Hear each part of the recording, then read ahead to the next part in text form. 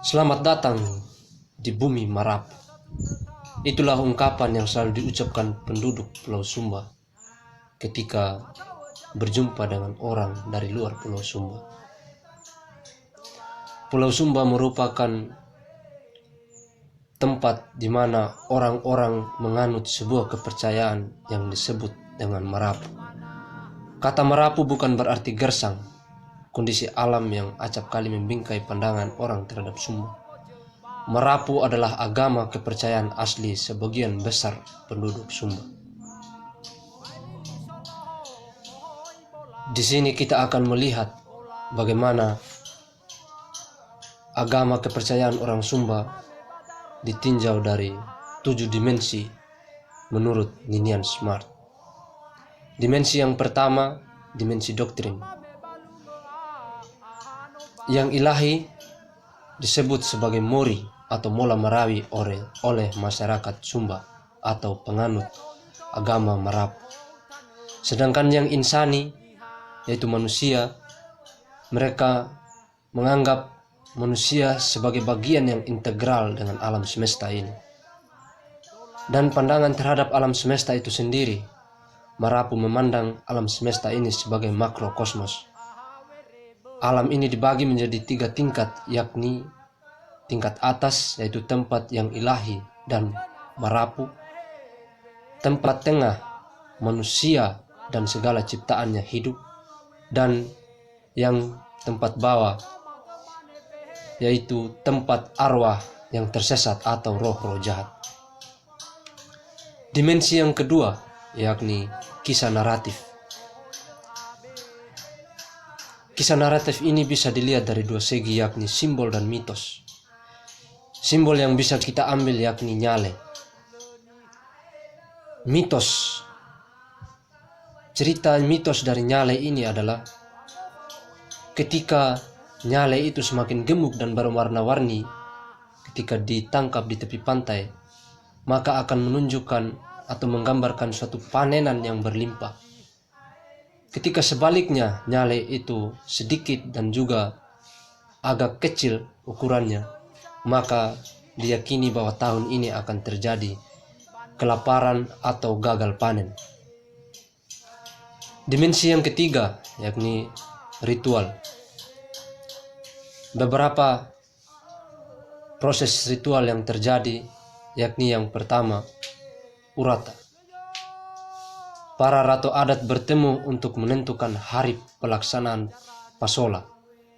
Mereka memutuskan dan melihat tanda-tanda alam untuk menentukan waktu yang tepat untuk melaksanakan upacara pasola. Dan yang kedua, prosesi berpindah ke tepi pantai, yakni menangkap Nyale di laut. Seperti yang ada pada cerita mitos tadi, Nyale itu dilihat sebagai gambaran untuk kehidupan pada tahun ini. Yang berikut acara puncaknya yakni pelaksanaan pasola. Pasola ini menjadi pesta bagi seluruh suku yang ada dan juga sebagai ajang mempersatukan seluruh masyarakat Sumba. Mereka bisa bertemu dengan siapa saja, entah yang beragama atau berkepercayaan Marapu ataupun orang lain dari luar Pulau Sumba. Dimensi yang keempat yakni pengalaman. 2 perasaan yang ditekankan di sini yakni perasaan kagum. Perasaan kagum ini mengisahkan tentang kegembiraan bersama yang dialami atau dirasakan ketika panen atau hasil pada tahun ini berlimpah, dan itu biasa diungkapkan dalam bentuk upacara syukur bersama. Perasaan gentar atau takut terjadi ketika adanya gagal panen dan juga pengalaman kematian yang tidak wajar, sehingga itu dianggap sebagai sebuah kutukan. Dimensi yang kelima, dimensi etika. 3 aspek yang dilihat yakni sikap terhadap yang ilahi, yang memandang yang ilahi sebagai sang pencipta dan yang mengatur kehidupan di dunia ini. Yang berikut, sikap terhadap sesama. Masyarakat Marapu menganggap sesama manusia sebagai satu keluarga. ya yang sudah meninggal tetap dianggap menjadi satu bagian dari keluarga mereka, sehingga kubur-kubur batu di Pulau Sumba terletak di sekitar halaman rumah karena masih menganggap mereka sebagai satu keluarga. Yang berikut, sikap terhadap alam semesta. Mereka menganggap alam sebagai ibu yang selalu memberi kenyamanan tempat tinggal dan juga sebagai sumber kehidupan yang perlu mereka jaga. Dimensi yang keenam yakni institusi.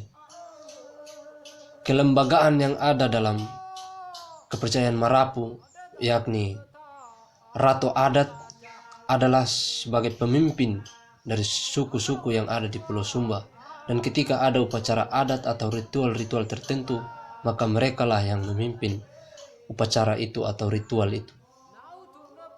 Dan yang terakhir, dimensi hal material atau artistik. Ada tiga aspek yang dilihat, yakni tempat kudus, waktu kudus, dan benda yang dikeramatkan atau yang dikuduskan. Tempat kudus biasa dikenal dengan rumah besar atau dalam sebutan